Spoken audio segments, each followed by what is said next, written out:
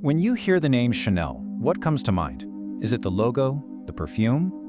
Well, we're going to peel back the layers on one of fashion's most iconic names. And what we find is a story that's absolutely full of paradoxes. A revolutionary who freed women's bodies, but also a collaborator who worked with the Nazis. It's the incredible story of Chanel. And it all really starts with this one single idea from the woman herself. This sentence? This became the North Star for a whole fashion revolution, one that said true elegance isn't about how much stuff you can pile on, it's about freedom. Yeah, because this story is so much more than just those famous interlocking Cs. It's really like a three-act play. First, you've got the rebel who ripped women out of corsets. Then, the collaborator who got tangled up with the Nazis. And finally, the icon who pulled off one of the greatest comebacks in business history. Okay, so let's dive right into Act 1, the rebel. Before she was this global brand, Gabrielle Coco Chanel was a total renegade. Her weapon, a sewing needle. And her battlefield was the incredibly stuffy, suffocating world of women's fashion in the early 20th century. I mean, just try to picture what women were wearing back then. It was all about these super restrictive corsets, crazy frills, stuff designed to keep you from moving. And then Chanel comes along with this radical vision. Simple, functional clothes that, get this, let you breathe and move. She took jersey fabric, which was literally used for men's underwear, and made it high fashion. She used masculine colors like gray and navy.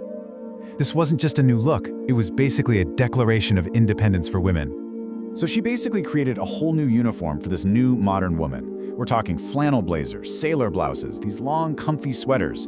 These weren't just outfits, they were tools of liberation. For the very first time, women could actually move around, play sports, live their lives. She's the one who gave us that iconic flapper look that just took over the 1920s. But Chanel's revolution wasn't just about what you could see. Oh no, it was also about what you could smell. And that brings us to maybe her most famous and definitely most profitable creation ever. For the world's most famous perfume, the origin story is actually pretty simple. Back in 1921, Chanel asks this perfumer, Ernest Bose, to make a scent just for her. He comes back with a bunch of samples, and she, almost on a whim, picks the fifth one. At first, it was just this super exclusive gift for her best clients, but everyone went so crazy for it that it became this commercial juggernaut. But here's the thing. To make number 5 a global hit, Chanel knew she needed help. She made a deal with a businessman, Pierre Wertheimer, to handle all the production and distribution. But here's the catch. She only got to keep 10% of the company. 10%! This deal would make her furious for years, and it's what would eventually lead her down a very, very dark path. And that brings us to Act 2. This is the part of the story, the period of scandal and betrayal, that the brand has spent decades trying to make people forget.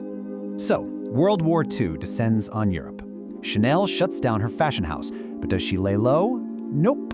Instead, she moves into the Hotel Ritz in Paris, which just happened to be the Nazi headquarters. And there, she starts up a pretty scandalous affair with a high-ranking German intelligence officer. And it goes way deeper than just an affair. We know now from declassified documents that she was officially registered as an agent for German military intelligence. Her agent number was 7124, and her code name was Westminster. This is real.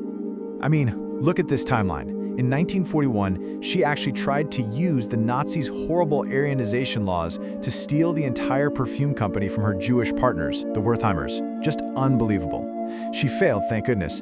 But after the war, she was arrested, and then she was mysteriously released. The rumor is that her old friend Winston Churchill pulled some strings.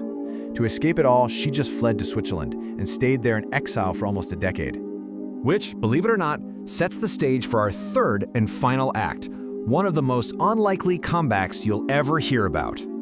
So by the time Chanel gets back to Paris in the 50s, the fashion world looks totally different. Christian Dior's new look was all the rage. We're talking full skirts, tiny waists, basically everything Chanel had fought against. So what does she do? She launches this defiant counterattack, reintroducing her simple, practical style and reminding women what it felt like to actually be comfortable.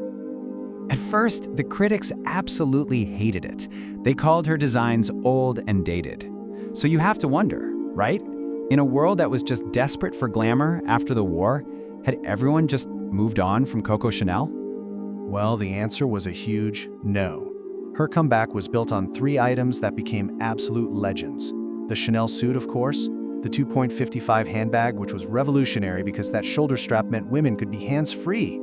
And of course, those piles and piles of costume pearls. These became the new symbols of modern luxury. But here is the final amazing, ironic twist. To get the money to launch this comeback, who did she have to turn to? The one man she tried to ruin, Pierre Wertheimer. He agreed to fund her, but on one massive condition. His family would now own the rights to everything with the Chanel name on it.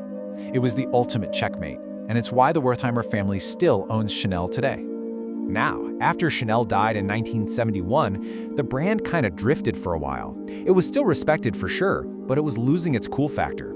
That is, until a new creative genius arrived on the scene. By the early 80s, Chanel was kind of a dusty old brand, your grandmother's favorite, you know?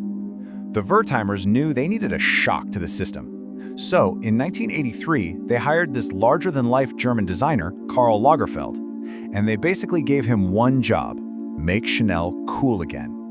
And what made Lagerfeld a genius was this. He understood the brand's DNA.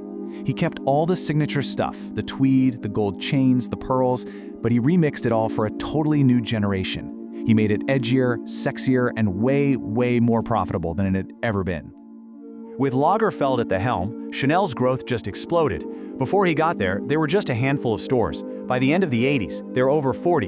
And today, there are over 500 boutiques all over the world. It's just a testament to his incredible vision. And the money? Well, the numbers are just staggering. In 2023 alone, Chanel brought in nearly $20 billion in revenue. That's billion with a B. It cemented its status as an absolute global luxury superpower. So today, the Chanel universe is, well, it's massive. It's not just dresses and perfume anymore.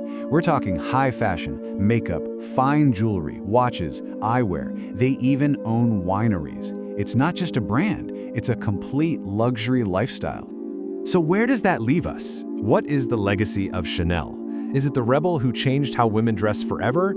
Is it the collaborator who made a deal with evil? Or is it just this enduring, massive empire that still defines what luxury means today? The truth is, the answer is really complicated, just like the woman herself.